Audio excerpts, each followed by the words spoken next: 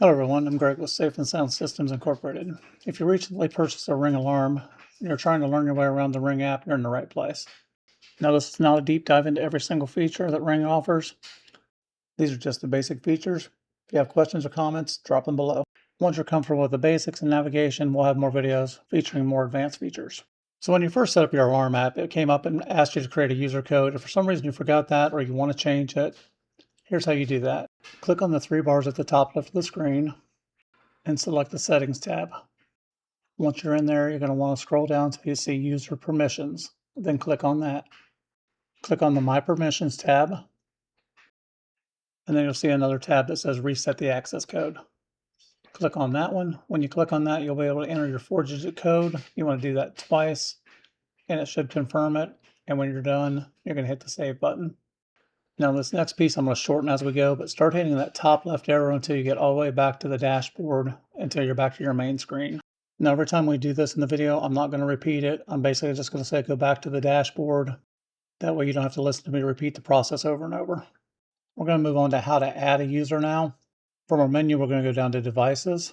Then we're going to click on the Base Station Pro. And in here you'll see an icon that says Guest Users. Click on that. Now this is different than allowing them to access your Ring app or anything like that. All we're going to do is create them a user code so they can use the security panel itself. You could also have them access door locks if you wanted to. So you check whichever item you want. You want to go up to the guest name. You want to enter a name for them. I'm just going to use Jim. And then once you go there, you want to create an access code. Punch in a number, whatever number you want. I'm just going to use 1, 2, 3, 4 just for a reference. That will bring you back to this menu. Go to the bottom and click the Add Guest User. And just to do another one, you can go to Invite User again. I'm going to make this one named Bill. I'm going to create him a code 4321 instead of 1234. And when you click on the Add User, you'll also get a chance to create a schedule. Let's say this is a business. You only want to let them have access certain times of the day. You can go in here and actually create a schedule Monday through Friday, certain times of day that they can actually use that code. If they came in before or after that time, it would not allow them to use their code, which would set the alarm off.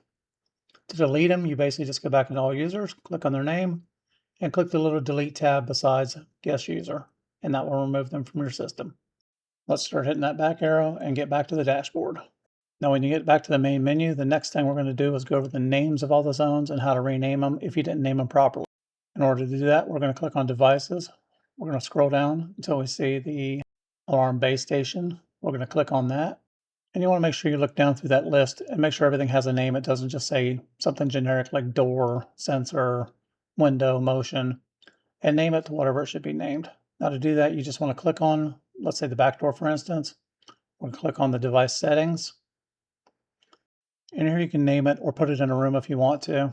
You also want to make sure that if it's a primary door, it's set to primary door or secondary door. Primary door will give you a delay. Secondary door will not give you a delay and set the alarm off immediately.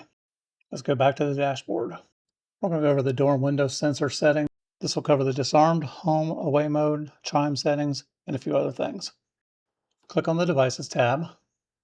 Scroll down to the base station.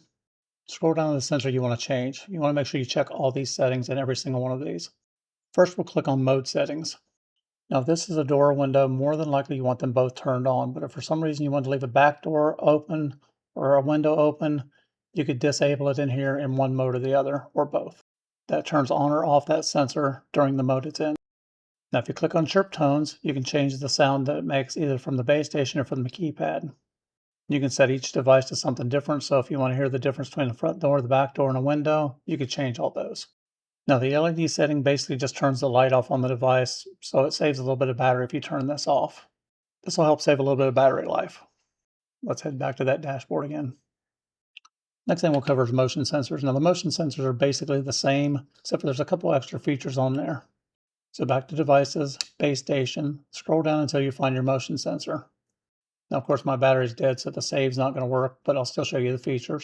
Normally in a motion sensor you want the home mode turned off. What this does is it allows you to move around inside the house without setting the alarm off.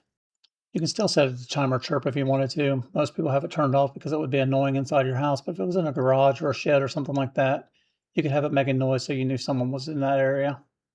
And the same thing with the LED. You can turn the LED on or off. If you turn it off, it saves a little bit of battery, but I don't know if it's going to be enough to actually make a big difference or not. Now, under the motion settings tab, you'll find a couple different things. You got low detection, medium detection, high detection. If you have a pet or a large pet, you pick low detection. If you have small pets, medium detection, no pets, high detection. This will help prevent false alarms. And once again, let's head back to the dashboard. Next, we'll cover Disarmed, Home, and Away. We want to go into Settings, Modes, and Automation. From here, we're just going to start from the modes. From here, we can either pick Disarm, Home, or Away. We're going to start with Disarmed. This is what happens when you press the Disarm button on your alarm system. You can go in here and you can actually pick locks, cameras to turn on and activate. Turn all the chirps off while it's disarmed if you didn't want to hear it chirp, or all the chirps on while you're home. One of the important things is your locks. You can actually have your Z-Wave locks open or close. When you turn on the alarm, I don't suggest that, because if someone figures out your alarm code or gets your phone, they push the button, they can also unlock your doors. Inside the Home tab, this is where it shows your sensors. If you have motion sensors, they won't show up in there. Like mine says 23 right now. I have 24 sensors, which is the motion sensor, but we have it set so it doesn't arm in this mode, so it won't show up. So you can go into each individual one and check it on or off if you wanted to. In the home mode, again, usually motion sensor is the only thing not checked, but if you wanted to leave a back door or something open in this mode so someone could come in or out a certain door, you could actually turn it off during the home mode. Let's hit the back arrow once and we're going to go into away mode. You want to set this up essentially like you did the other one, except for in this case, motion sensors, or maybe that door that you wanted to leave open in the stay mode if you were home at night, you want to turn back on. Once again, let's hit the back arrow. Let's go down to mode schedules. Now I think this is more of a business or maybe a vacation house or something like that. You could actually set the time of the day that it would arm or disarm itself without you having to be there to do it. So every day at 6 o'clock in the morning, you could turn off the alarm if you wanted to. Or if you had children coming home at 3 or 4 o'clock in the afternoon, you could have the alarm off when they get there. All right, everybody, let's head back to the dashboard.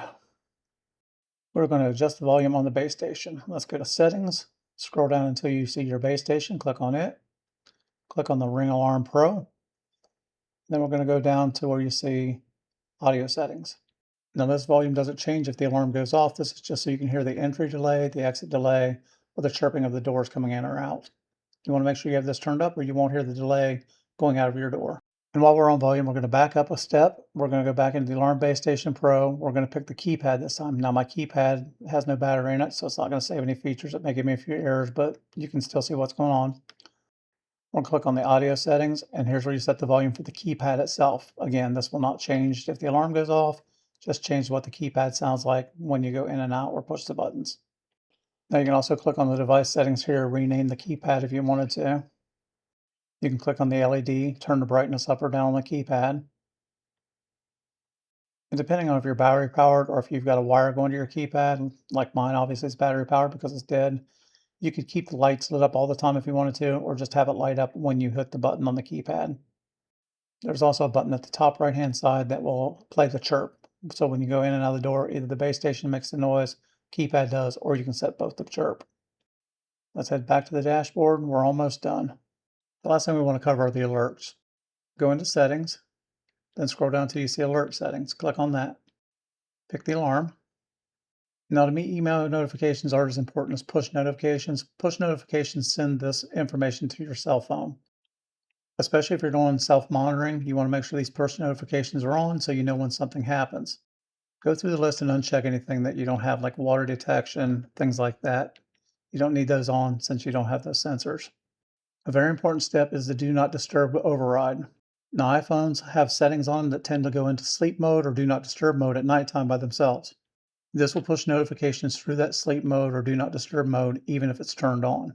Again, very important, especially if you're self-monitoring your alarm system. Those are the basics to get you up and running with your Ring alarm system. I could do a 2-hour video covering everything, but for today, that's all we're going to do. Questions or comments, please drop them below. Be sure to hit that like and subscribe button.